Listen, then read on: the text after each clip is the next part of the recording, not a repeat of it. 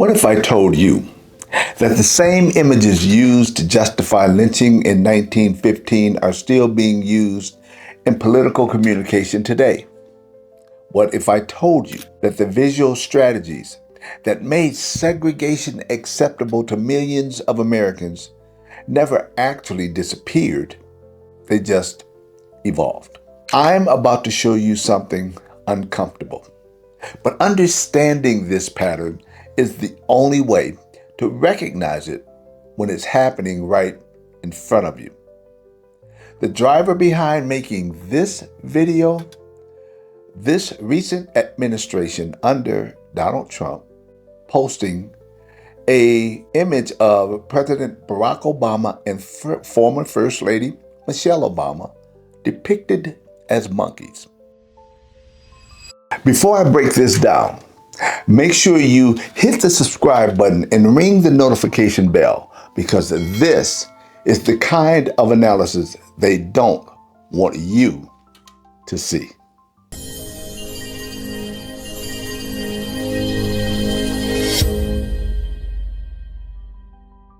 Have you ever seen a newspaper image or a news image and felt immediate fear or judgment before reading the story? My answer? Yes. When I was growing up, images of presidents were always presented as noble. They were noble to me, men of character, men of dignity. When you saw the president, one automatically assumed that man was for all people. However, let me tell you of a 1971 incident involving then California Governor Ronald Reagan using racist language about African delegates during a phone call with President Richard Nixon. Now, after I share this information with you, I want you to post a comment letting me know if you knew that Reagan had said this or not.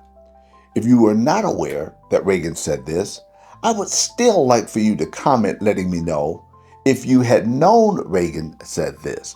What would have been your perception of him? Here's what happened. In October 1971, after the United Nations General Assembly had voted to recognize the People's Republic of China, Beijing, as the legitimate government of China and expel the Taiwanese delegation, Reagan, then governor of California, was upset that many African nations had sided against the U.S. position. The following day, Reagan called then President Richard Nixon at the White House to express his anger over the outcome of the vote. During this private recorded conversation, Reagan showed his racism, referring to African delegates as monkeys.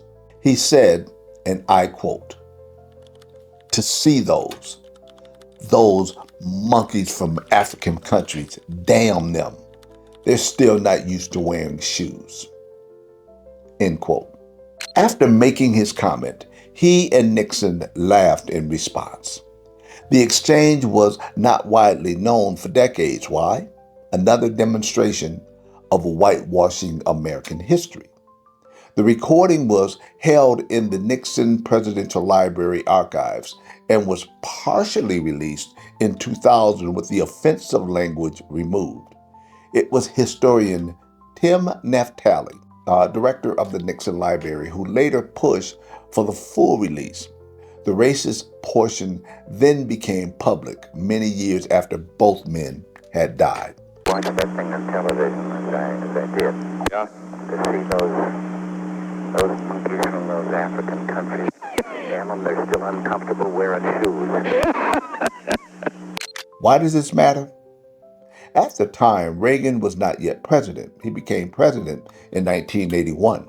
But the conversation is significant because it shows in his private language his real attitude towards African nations during a moment of international diplomacy. The comments have since been discussed in broader conversation about presidents' personal views on race versus public persona. Now, I'm going to ask you a question. Do you think images shape our belief more than words? And when you see the same type of image repeated over and over, what does that do to your perception? Before we dive into how Jim Crow imagery still operates in modern political communication, make sure you're subscribed. This is the kind of historical analysis that gets ignored or dismissed, and you need to see every video we release. Let me start with something most people don't think about. Images shape belief as much as laws. Long before people read court decisions or policy papers, they absorbed ideas about race through pictures, cartoons, headlines, and visual framing.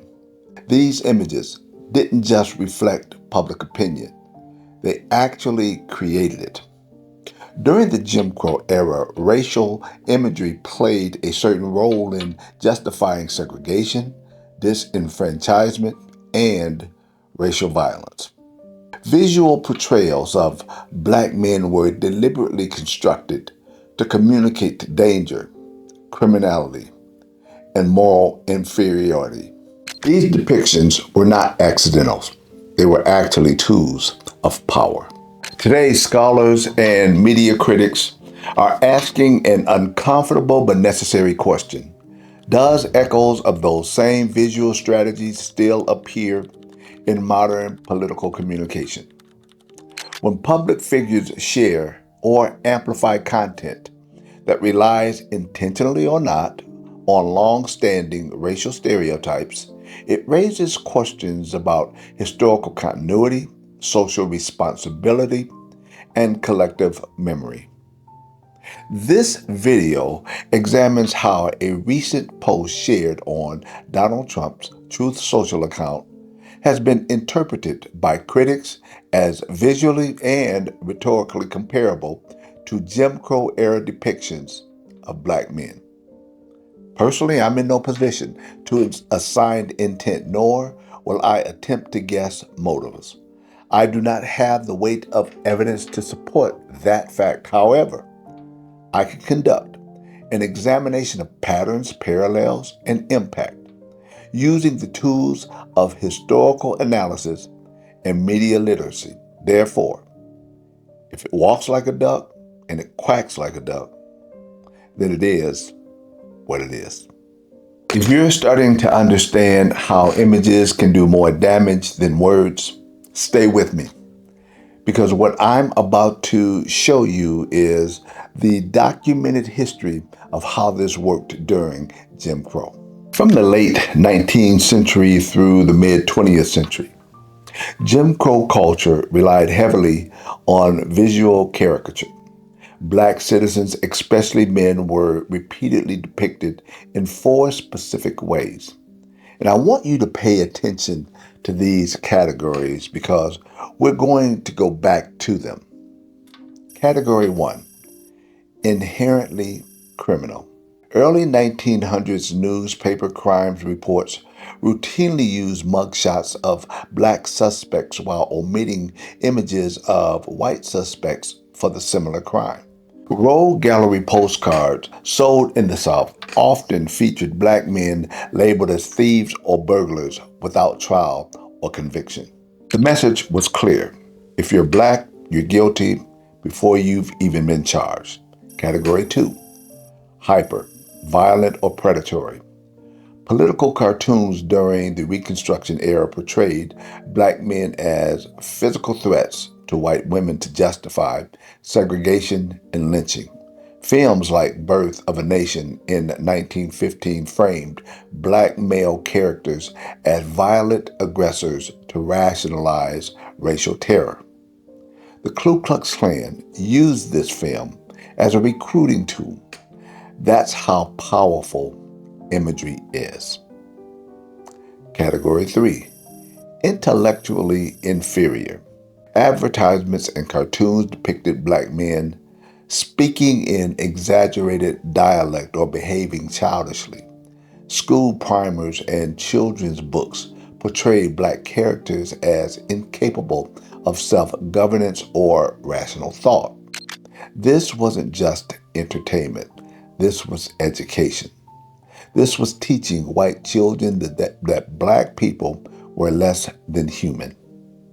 Category 4, animalistic or physically exaggerated.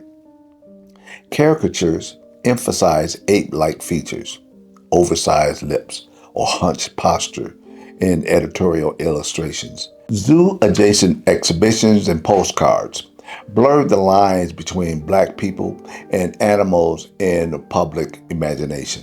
When you dehumanize someone by comparing them to animals, you make it easier to justify their mistreatment. Here's what's important to understand. Rather than explicitly saying black men are dangerous, imagery simply shows them that way. Some historical examples are this. Silent era crime posters showing a lone black man lurking in the shadows, while white families appear vulnerable and illuminated. Jim Crow era headlines that paired neutral language with threatening visuals, such as Incident Downtown, alongside a menacing illustration. You don't have to say the words. The image said it for you. Modern scholars call this dog whistle messaging. Campaign ads in the late 20th century showing grainy footage of black men while discussing crime without naming race. News segments that repeatedly show black suspects in handcuffs when discussing crime statistics, even when race is irrelevant. You never say black people are criminals. You just show that image over and over until people make the association themselves. If you're connecting Jim Crow imagery to modern political communication, you're seeing the pattern, because what comes next shows how this still operates today. Now, let's talk about the specific incident that prompted this analysis. Critics pointed to several elements in a post shared on Donald Trump's Truth Social account. Once again, let's consider how imaging has impact. For example, the use of an arrest-style photograph or aggressive still frame rather than a neutral portrait, placing visual emphasis on facial tension, posture, or proximity to law enforcement. Presentation with a lack of context that would complicate or humanize the subject. Makes no mention of legal status, presumption of innocence, or broader circumstances. The absence of personal backgrounds, quotes, or mitigating information. Now, here's presentation designed to evoke fear, outrage, or moral judgment. Short captions paired with stark imagery, encouraging immediate emotional reaction. Reposting content already circulating in partisan outrage ecosystems. And there's another category that's even more direct, the use of animalistic imagery. This is where the Jim Crow parallel becomes undeniable. This removes human dignity and replaces it with historically loaded animal stereotypes. Visual exaggeration of face features or body posture to align with racist caricatures rather than realistic human likeness. Why this matters historically? Well, associating black people with primates echoes centuries-old propaganda used to argue that black people evolved inferior to whites. This trope has been historically used to justify enslavement, segregation, and exclusion by portraying black individuals as less evolved or less intelligent. Monkeys are commonly associated with a lack of intelligence, impulse control, or moral reasoning. Applying this image to black figures implies these traits are inherent. When contrasted with the absence of similar depictions of white political figures, the imagery enforces a racial hierarchy in which whiteness is aligned with intellect, civility, and leadership. The lack of humanizing information supports the agenda.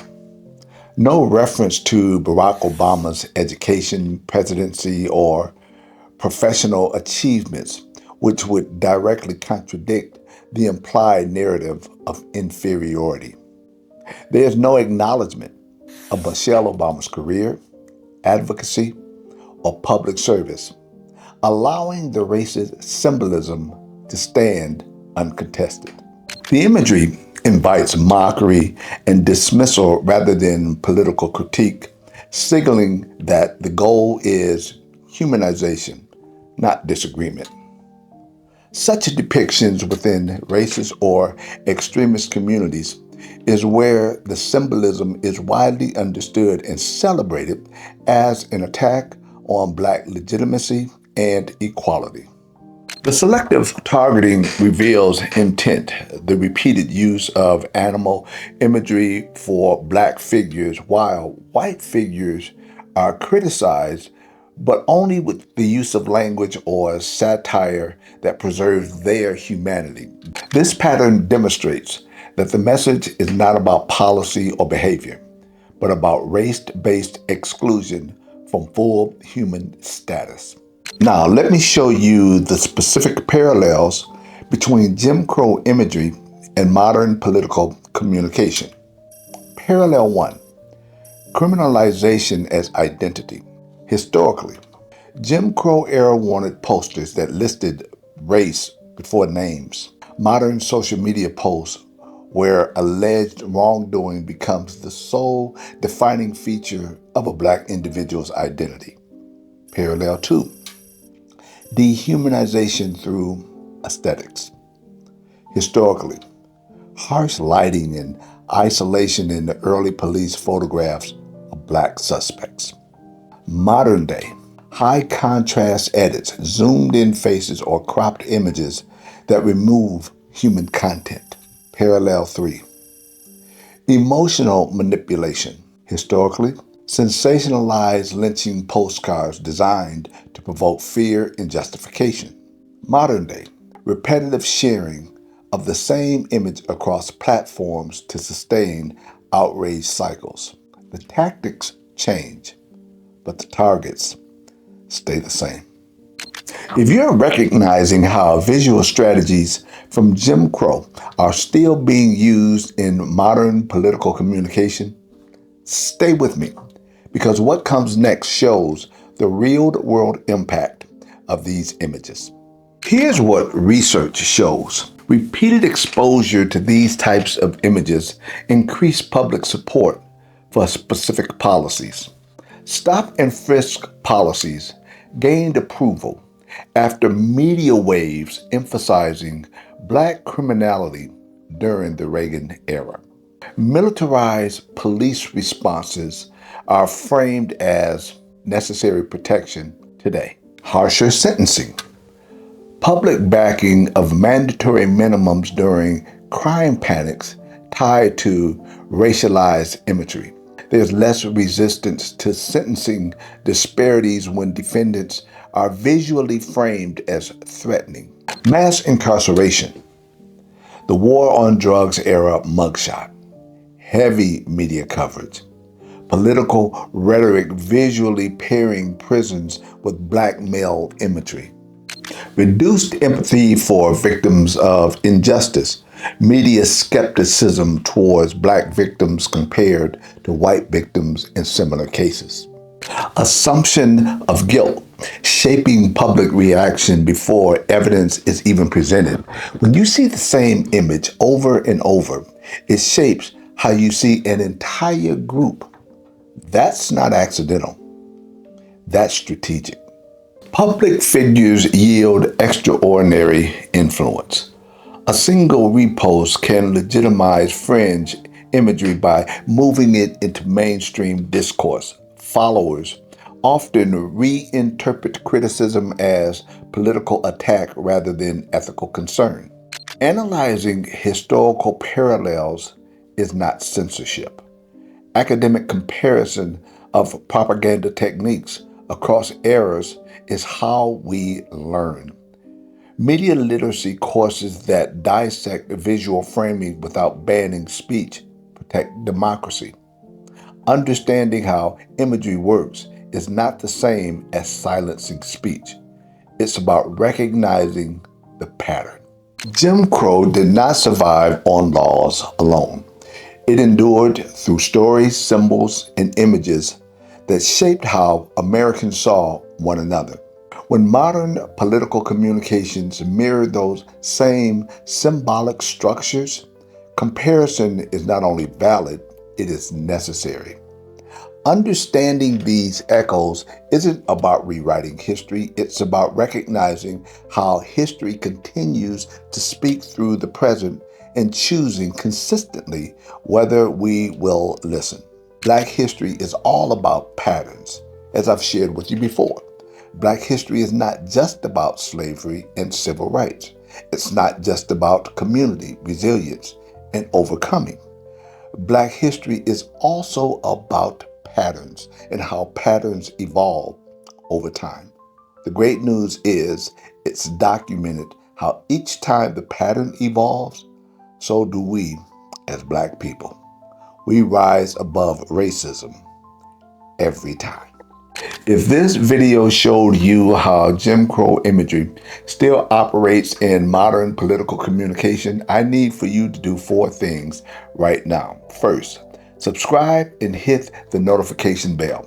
This is the kind of analysis that gets ignored or dismissed, and you need to see every video we release. Second, like this video and share it with your family, your church, and your community. People need to understand how visual strategies work. Third, leave a comment and answer these questions so that others can learn. Number 1, how does understanding Jim Crow imagery change how you see modern political communication? Number 2, have you ever seen an image and felt immediate judgment before reading the full story? What does that tell you about the power of visuals? And number 3, how do we teach the next generation to recognize these patterns without becoming cynical or hopeless? Fourth, explore the sources and books on this topic in our complete Black History Library at the link in the description and the pinned comments below. Imagery shapes belief. Always has, always will. The question is, will we recognize it when it's happening? Don't let them use the same playbook without seeing it. Don't let visual strategies operate unchallenged. Subscribe, share, speak the truth. I'll see you at the next video.